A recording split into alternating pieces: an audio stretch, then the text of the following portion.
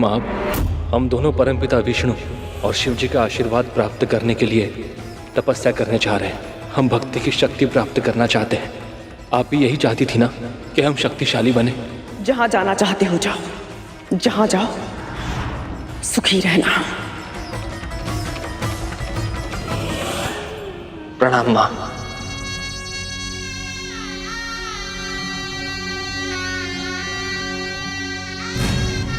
तुम सुखी हो ना? आपके आशीर्वाद से परम प्रभु के चरणों में स्थान पा लिया मैंने। इससे अधिक सुख और क्या हो सकता है मेरे लिए?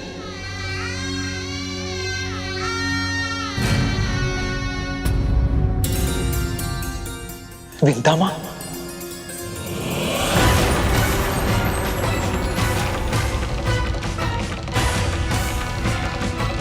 अनंत,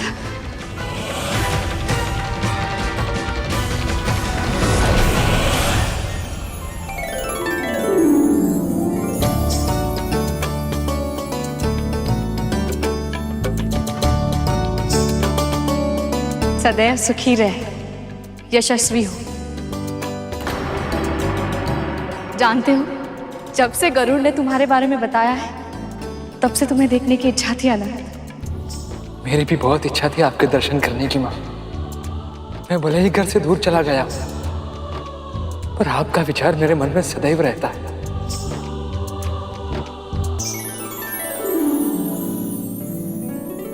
इतने वर्षों के बाद तुम्हारा पुत्र तुमसे मिला है कद्रू, पर वो तुमसे अधिक विंदा से बातें कर रहा है। आप सब कृपया अपना अपना स्थान ग्रहण कर लें। अब विवाह संस्कार आरंभ होने वाला है। आज्ञा दीजिए माँ।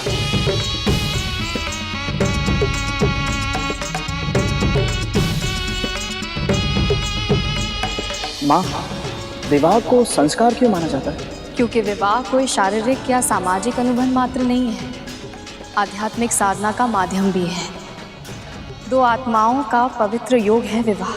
जब दो प्राणी विवाह का संकल्प लेते हैं, वो अपने अलग अलग अस्तित्वों को समाप्त कर एक सम्मिलित इकाई का निर्माण करते हैं, ताकि वो दोनों जीवन और समाज के प्रति अपने कर्तव्य को दो गुणी निष्ठा के साथ निभा सकें, अपने अपने पक्ष के साथ साथ कुलों का उद्धार करते हुए अपनी अगली पीढ़ी को जन्म देकर संसार के चक्र को आगे बढ़ा सके।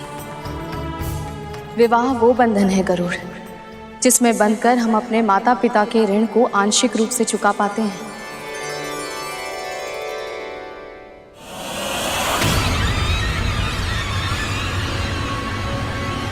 हम ये मंथन नहीं कर सकते। परंतु महाराज, अमृत। तो आपको सत्य का आभास हो ही गया महाराज।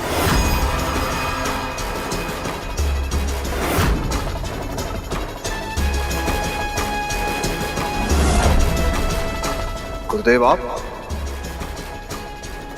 हाँ, मैं जानता था कि आपको देवताओं की सहायता के बिना अमृत प्राप्त नहीं होगा। फिर भी मैंने आपको प्रयास के लिए प्रोत्साहित किया। मुझे पता था महाराज कि आप इस कार्य में असफल होंगे। तभी आपको समझ में आएगा कि आपके वास्तविक शत्रु देवता नहीं बल्कि विष्णु हैं।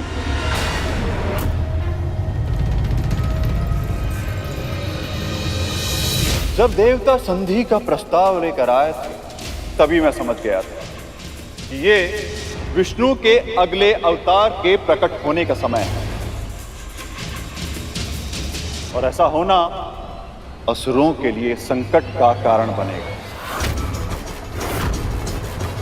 इसीलिए मैं प्रथम क्षण से ही मंथन के विचार के ही विरुद्ध था, किंतु आपने मेरा सुझाव नहीं माना और विष्णु के कच्छप अवतार के प्रकट होने में सहायता कर दी।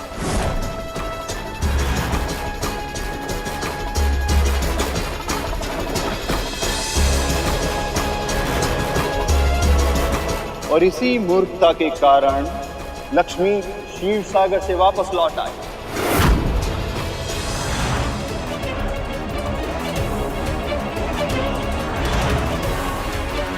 संसार में शिव फिर से लौटा।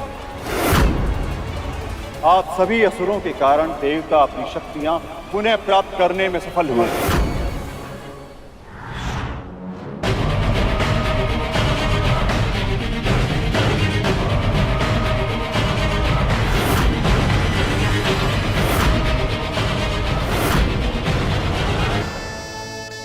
अग्निदेव, आरंभ कीजिए। जो आज्ञा ब्रह्मदेव।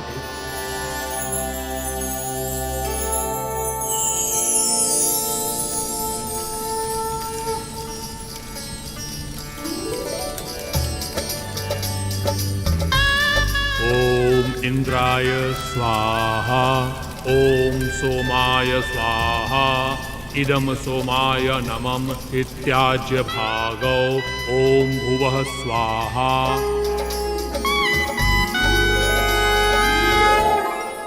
और अब विष्णु और लक्ष्मी दोनों देवताओं के साथ हैं, इसलिए देवता इस मंथन के कार्य को भी पूर्ण करेंगे और उन्हें अमृत भी प्राप्त होगा।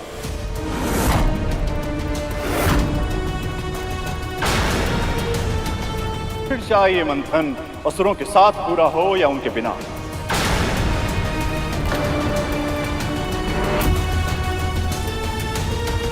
अब कन्यादान होगा। समुद्रदेव, महारानी, अब आप वधू का हाथ अपने हाथ में लें और उसे वर के हाथ में रख दें। कन्यादान का अर्थ होता है पिता द्वारा कन्या का सारा दायित्व वर के हाथों में सौंप देना और उस पर अपना अधिकार सदा के लिए त्याग कर देना। कन्यादान के बाद वधू पूरी तरह से वर की हो जाती है।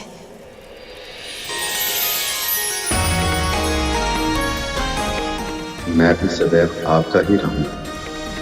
ओम स्वस्ति न इंद्रो वृद्धश्रवाः, स्वस्ति न पूषा विश्ववेदाः, स्वस्ति न ताक्षर्यो अरिष्टनेमिः, स्वस्ति नो बृहस्पतिर्दधातु। ओम शांति शांति शांति। देवी सरस्वती, देवी पार्वती, अब आप दोनों वर और वधू के बीच गठबंधन करें।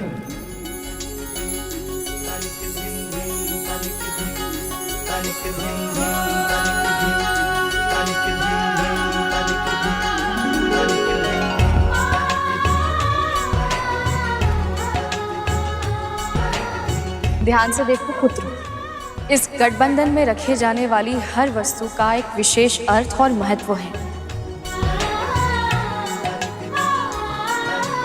मुद्रा का अर्थ है धन पर पति और पत्नी का समान अधिकार होगा। पुष्प सदैव हंसते और मुस्कुराते रहने का प्रतीक है। हल्दी निरोगी जीवन की प्रतीक होती है। एक गृहस्थी सुचारू रूप से तभी चल सकती है जब पति पत्नी दोनों पूरी तरह से स्वस्थ और निरोगी हों। और फिर मेरी प्रिय दूर्वा घास भी डाली जाती है, जो कभी ना मुरझाने वाले प्रेम की प्रतीक है। जानते हैं अरुण गरुड़, दूर्वा कितनी भी क्यों ना सूख जाए, उसे भूमि पर डाला जाए तो वो फिर से उग जाती है। इसीलिए दूर्वा ये संदेश देती है कि यदि कभी क्रोध और रुष्टता के कारण दाम्पत्य जीवन का पौधा सूखने लगे तो उसे प्रेम की भूमि में बो करके फिर से हरा भरा बना लेना चाहिए। वो देखिए, देवी सरस्वती ने अभी अभी गठबंधन में अक्षत डाला है। अक्षत अन्न की संपन्नता का प्रतीक होता है पुत्रों, और इतनी संपन्नता तो होनी ही चाहिए कि परिवार के साथ साथ समाज की भी भूख मिट जाए।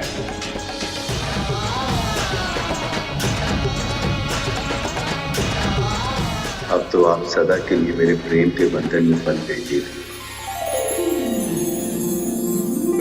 इस प्रेम बंधन में बंध कर मुझे संसार के सारे सुख प्राप्त हो गए प्रभु। अब से सदैव मेरा नाम लेने से पहले आपका नाम पुकारा जाएगा।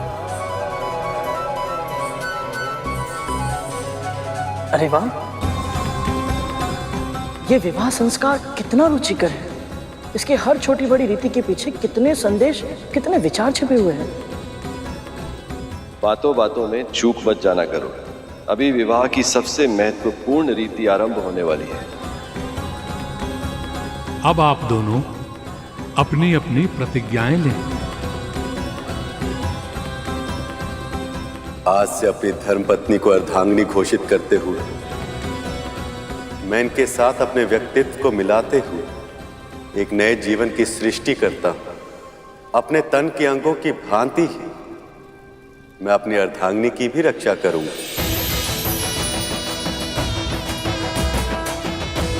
अपने जीवन को पति के साथ संयुक्त करके मैं एक नए जीवन की सृष्टि करूंगी। इसके पश्चात सत्य अर्थ में मैं आपकी अर्धांगिनी बनकर रहूंगी। मैं पूरी प्रसन्नता से अपनी पत्नी को गृह लक्ष्मी का महान अधिकार सौंपता हूं। आज से सदैव जीवन के निर्धारण में मैं इनके परामर्श को महत्व दूंगा। अपने पति के परिजनों को एक ही तन के विभिन्न भाग मानकर उन सब के साथ सम्मान पूर्वक व्यवहार करूंगी।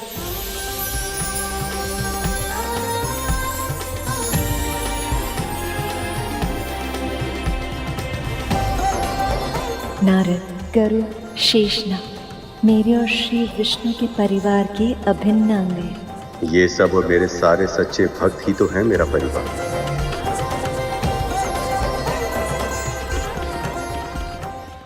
क्या लगता है आप सबको कि विष्णु वहां विवाह में व्यस्त हैं, तो उनको ज्ञात नहीं है कि आप यहाँ क्या करने का प्रयत्न कर रहे हैं? किंतु वो आपको बिल्कुल भी रोक नहीं रहे, कुछ भी नहीं कर रहे हैं इसके लिए। क्यों? एक कारण, सिर्फ एक छोटा सा कारण चाहिए उन्हें, ताकि वो इस संधि तोड़ सकें और आप असुरों को इस मंथन की प्रक्रिया से दूर कर सकें।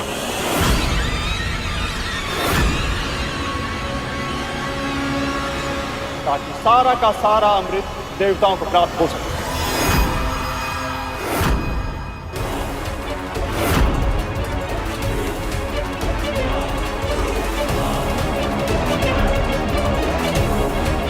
हे महादेव, हमसे बहुत बड़ी भूल हो गई। क्षमा करें गुरुदेव, हम तो कल्पना भी नहीं कर पाए कि हमारे विरुद्ध इतना बड़ा षड्यंत्र रचा गया। गुरुदेव, अब आप ही हमें बताइए कि हम क्या करें? कुछ नहीं,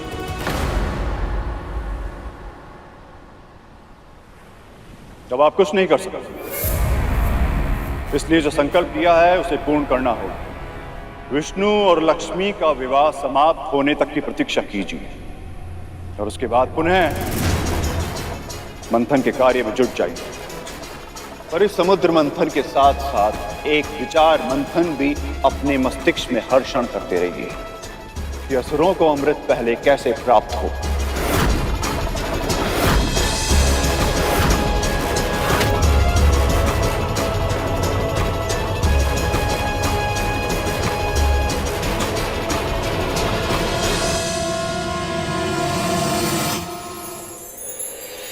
रूप, स्वास्थ्य, स्वभावगत गुण या दोष और अज्ञान से उत्पन्न होने वाले विकारों को मैं कभी अपने चित्त में स्थान नहीं दूंगा।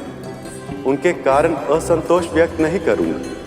पत्नी द्वारा यदि कभी कोई भूल हो जाए तो स्नेहपूर्वक उसे सुधारते या सहते हुए मैं पत्नी के प्रति आत्मीयता बनाए रखूंगा।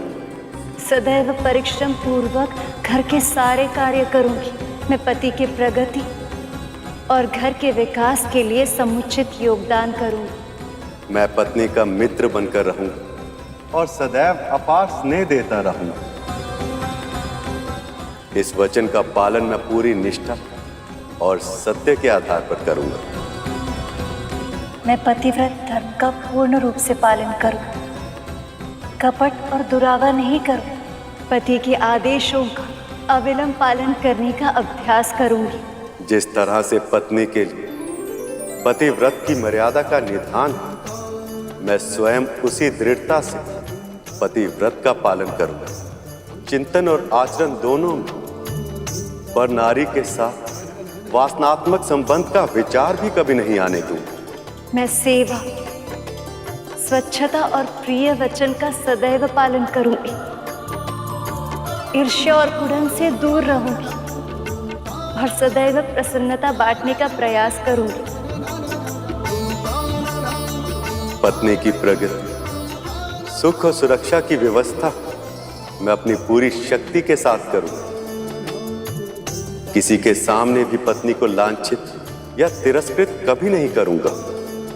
पत्नी होने के नाते मेरे पति मेरे लिए देवता स्वरूप यही मानकर और सारे मतभेदों को भूलकर मैं सदैव आपकी सेवा करूंगी, कभी आपका अपमान नहीं करूंगी।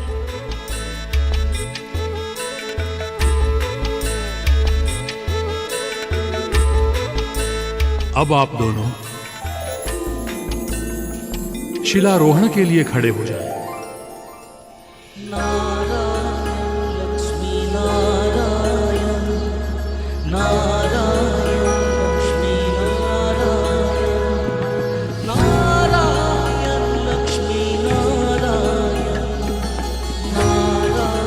हम दोनों ये प्रतिज्ञा लेते कि शिला की तरह स्थिर रहकर हम सदैव अपनी प्रतिज्ञाओं का पालन करेंगे।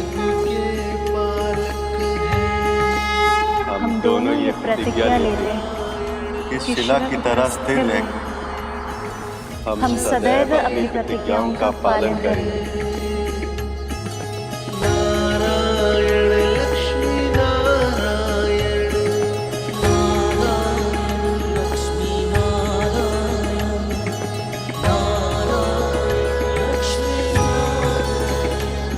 अब वर वधू अग्नि के समक्ष फेरे लेंगे।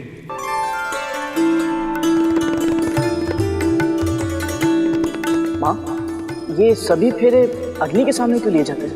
क्योंकि अग्नि सूर्य देव का प्रतीक है गरुड़,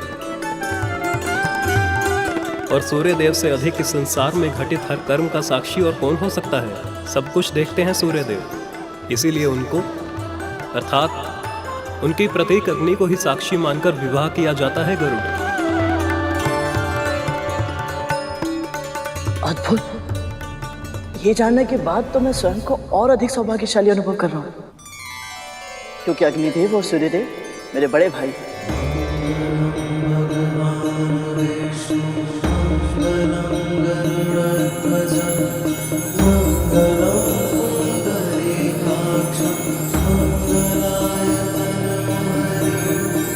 चाहे कैसी भी परिस्थिति क्यों ना हो, मैं आपसे कभी दूर नहीं जाऊंगी प्रभु। आपके सम्मान की रक्षा के लिए कुछ भी करूंगा मैं, जिसकी कोई कल्पना भी नहीं कर सकता। वो भी घटित होने पर विवश कर दूंगा, पर आपके सम्मान पर कभी कोई आंच नहीं आने। संपूर्ण सृष्टि सबसे अधिक महत्वपूर्ण मेरे लिए अब एक ही वस्तु है प्रभु, आपकी प्रसन्नता। अरुण, गरुड़, देखो, इस संसार में पुरुष से अधिक महत्व नारी को दिया जाता है। इसलिए पहले 4 फेरों में नारी का स्थान आगे होता है। मैं सदैव अपने सुख से अधिक महत्व आपके सुख को दूंगा। अपनी आवश्यकताओं से पहले आपकी आवश्यकताओं का ध्यान रखूंगा। आपका हर्ष उल्लास अपनी प्रसन्नता से भी अधिक महत्वपूर्ण होगा मेरे लिए। संतुलन बनाए रखने के लिए अंतिम के 3 फेरों में पुरुष को आगे बुलाया जाता है।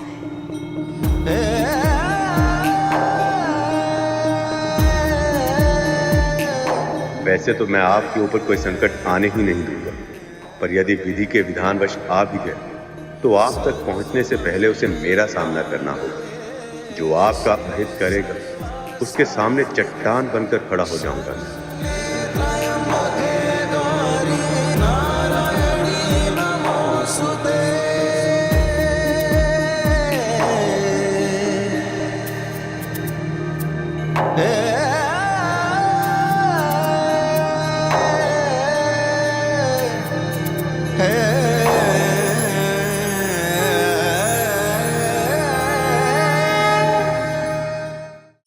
अब सप्तपदी की रीत की जाएगी। सप्तपदी? ये क्या होता है? सप्तपदी का अर्थ होता है वर और वधू का एक साथ 7 पग चलना। ये 7 पग विवाह की लंबी यात्रा पर ठीक से चल पाने के लिए अनिवार्य होते हैं गरुड़। प्रथम पग अन्न की वृद्धि के लिए होता है। अन्न का उत्पादन, अन्न की रक्षा और अन्न का सदुपयोग जो कर सकता है वही सफल गृहस्थ हो सकता है। अधिक पका लेना, झूठन छोड़ना और स्वच्छता का ध्यान न रखना, इन सभी बातों से स्वास्थ्य की हानि होती है। इसलिए आहार की सात्विकता का उचित ध्यान रखना दाम्पत्य जीवन का मुख्य उत्तरदायित्व है।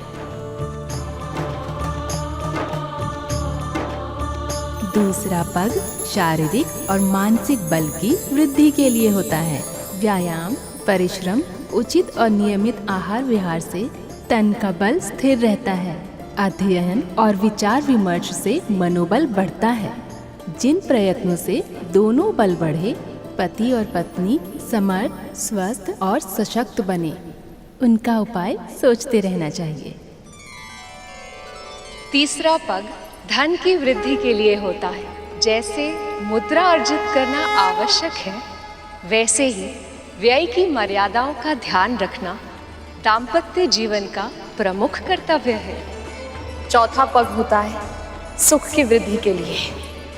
पति पत्नी प्रसन्न चित्त रहे, मुस्कुराने का अभ्यास करें, हंसते हंसाते जीवन व्यतीत करें। सदैव ध्यान रखना, जो संतोष करना जानता है सुखी भी वही रह सकता है।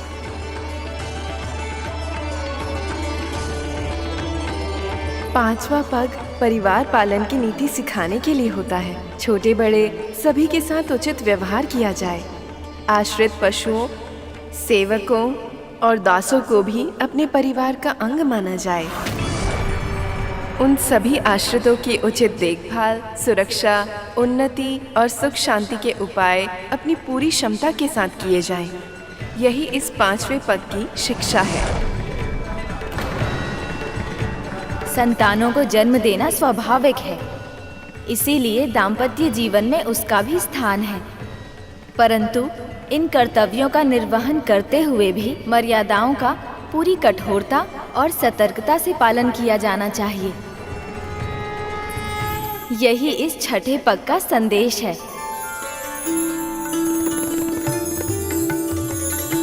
और ये सातवां पग मित्रता को स्थिर रखने और बढ़ाने के लिए होता है। पति पत्नी दोनों ही ये ध्यान रखें कि उनकी ओर से कोई त्रुटि तो नहीं हो रही। साथ ही अगर कोई भूल कर भी रहा हो तो उसका उत्तर कठोरता से नहीं बल्कि सच्चता और सहृदयता के साथ दिया जाना चाहिए। दुष्टों के साथ दुष्टता की नीति सांसारिक व्यक्तियों के साथ एक सीमा तक अपनाई जा सकती है, परंतु अपने साथी का हृदय जीतने के लिए उदारता, सेवा, सौजन्यता और क्षमा जैसे शस्त्र ही उपयोग में लाने जाने चाहिए। सब पदी में 7 पग बढ़ाते हुए 7 सूत्रों को आत्मसात करना होता है। इन आदर्शों और सिद्धांतों को यदि पति पत्नी अपना लें और इस मार्ग पे चलने के लिए पग से पग मिलाकर अग्रसर होने की ठान लें, तो दाम्पत्य जीवन की सफलता में संदेह की संभावना ही नहीं बचती।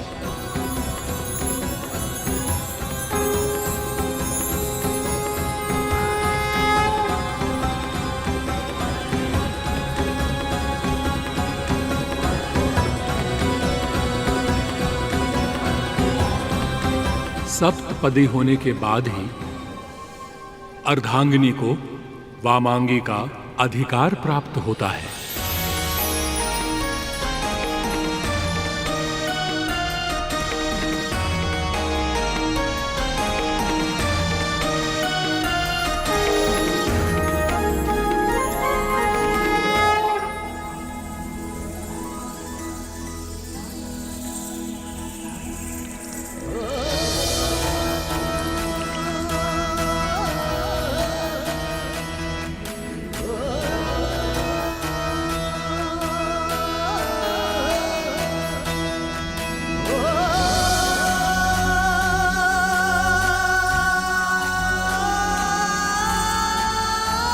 अब देवी लक्ष्मी की मांग में सिंदूर डालने की विधि आरंभ होगी।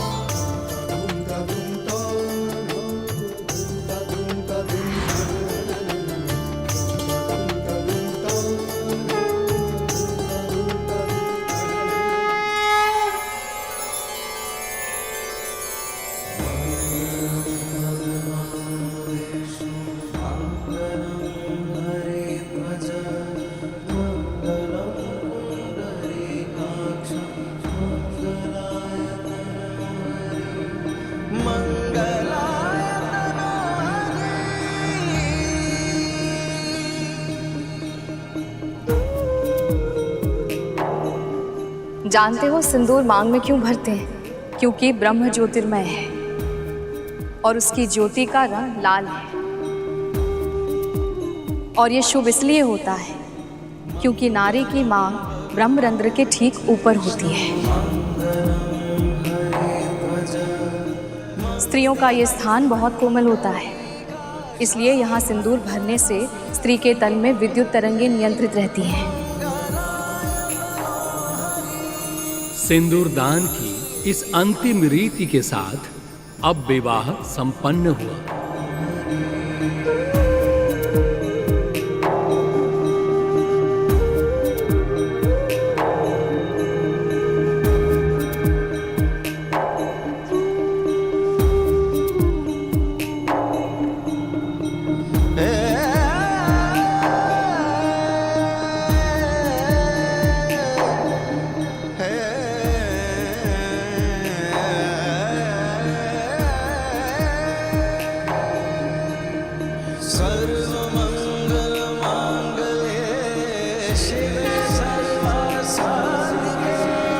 इस विवाह और इस दृश्य को देखकर मेरा जीवन धन्य हो गया।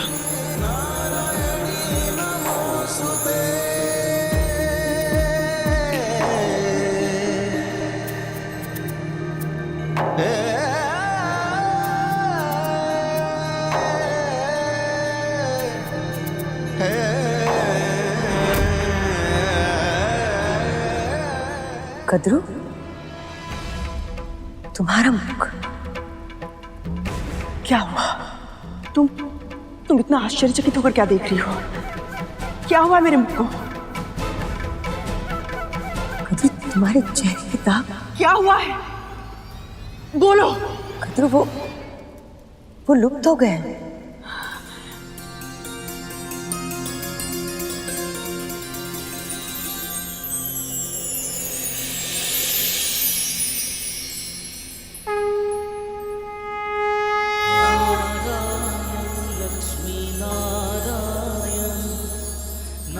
धन्यवाद प्रभु विष्णु, धन्यवाद। माता लक्ष्मी, आपको कोटि कोटि धन्यवाद।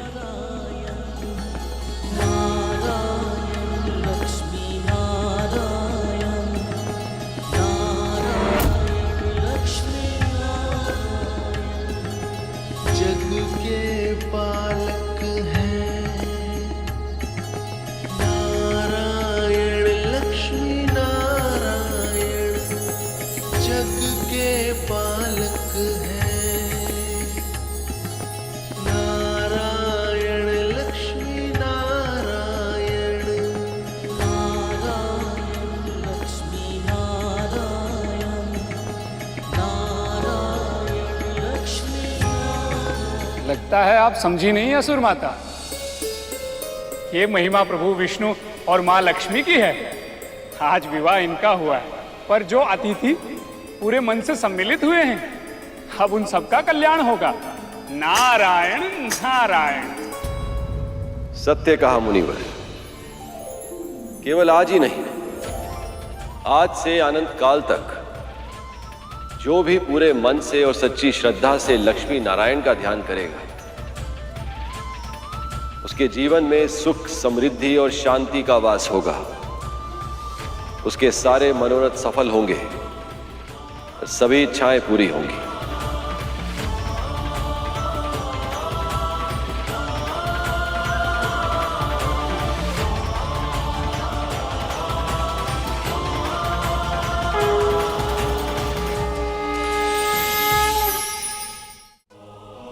मेरी तो बस एक ही इच्छा है, मेरी संतानों को अमृत मिल जाए और वो सर्वशक्तिमान बन जाए।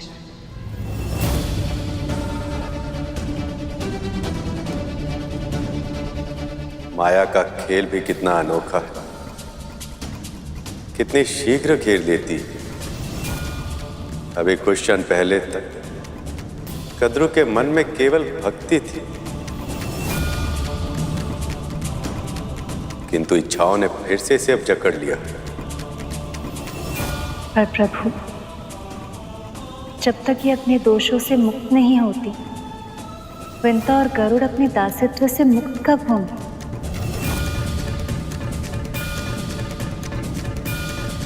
शीघ्र होगा। अब वो मेरा दायित्व है।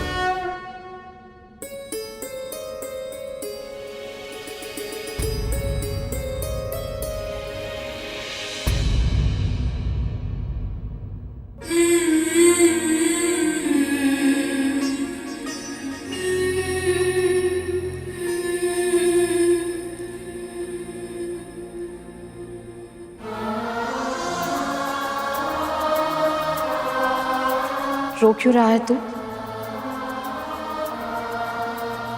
मुझे दासी के इन वस्त्रों में देखकर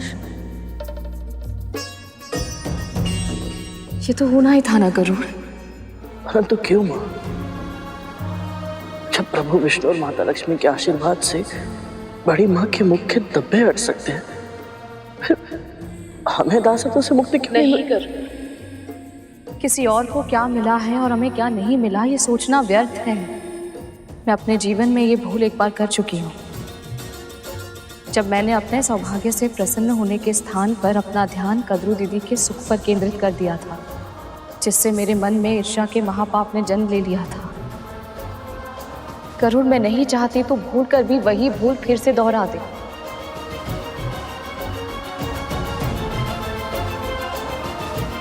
आप सही कह रही हो। तू चिंता मत कर गरुड़, मुझे पूरा विश्वास है जिस तरह भगवान दत्तात्रेय की कृपा की वर्षा मां पर हुई है, उसी तरह प्रभु विष्णु और मां लक्ष्मी की कृपा भी आप पर होगी। मां, उनकी कृपा का आशीर्वाद तो मुझे पहले ही मिल चुका है अरुण। इतने अच्छे, इतने संस्कारी दो पुत्र जो दिए हैं उन्होंने मुझे, अपने पुत्रों के अच्छे कर्म और सेवा का फल ही तो है, जिसके कारण मैं इस पवित्र समारोह में सम्मिलित हो पाई हूँ। यहाँ इतना सम्मान, इतना अपनापन मिला है मुझे। ये सब केवल इस जन्म में ही नहीं, आने वाले हर जन्म में मुझे सुख देने के लिए पर्याप्त है। अब और मुझे कुछ नहीं चाहिए।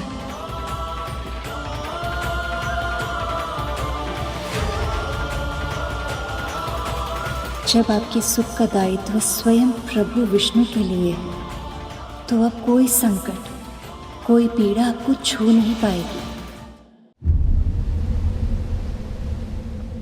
प्रभु, विदाई के इस भावुक क्षण में हम दोनों की ओर से एक छोटा सा उपहार स्वीकार कीजिए।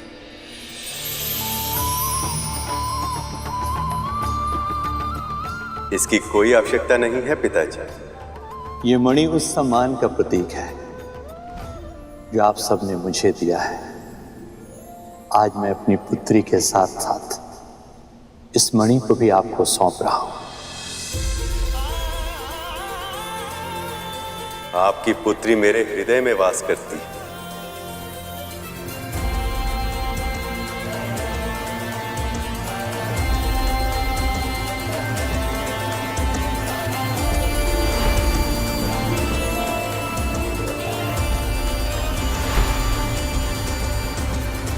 इसलिए आज से इस मणि को मैं अपने हृदय के निकट धारण करूंगा, ताकि देवी लक्ष्मी को अपने माता पिता की निकटता का आभास सदैव होता रहे।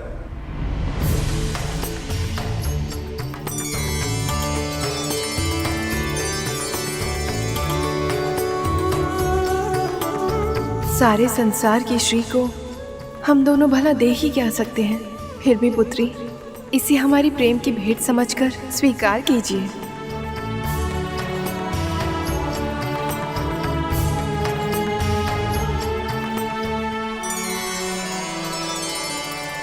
बड़ी विचित्र बात है ना, सारा संसार जिस लक्ष्मी देवी को पाने की चेष्टा करता है, आज मैंने उनका कन्यादान किया है।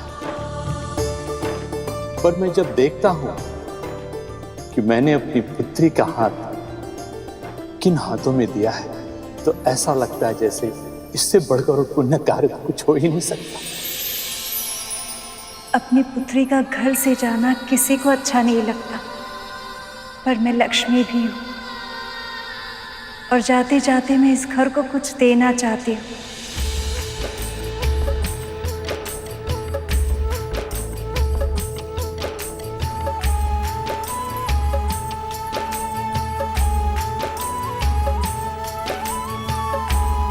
ये खिल प्रसन्नता का प्रतीक है जो मुझे इस घर ने दिया है।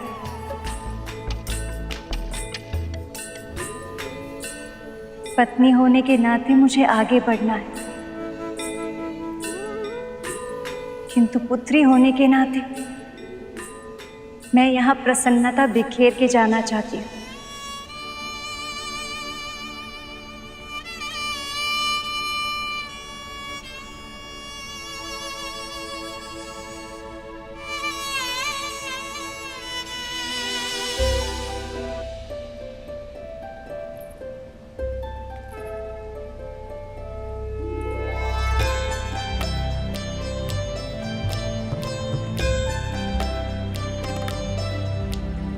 सुमनत वंदित सुंदरी माधवी चंद्र सहोदरी है ममाए मुनि गण वंदित मोक्ष।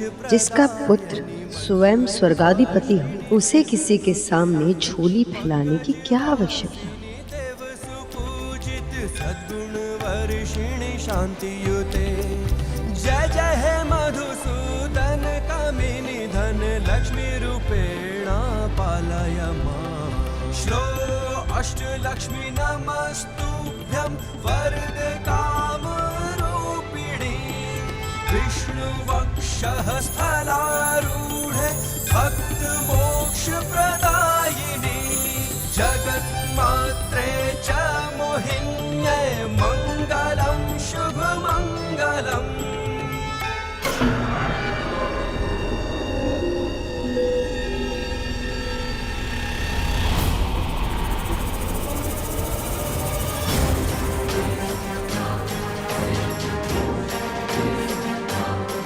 बस एक था ना, इससे क्या होगा। अच्छा हो ये व्रत की प्रथा के साथ ये विवाह भी संपन्न हुआ और अब शुरू होगा मंथन। रुक जाइए मामी श्री, आप इस रथ पर नहीं चढ़ सकती। गणेश जी अब क्या करना चाहते हैं? कहीं कोई भूल चूक ना हो गई, अब और विघ्न ना आ जाए।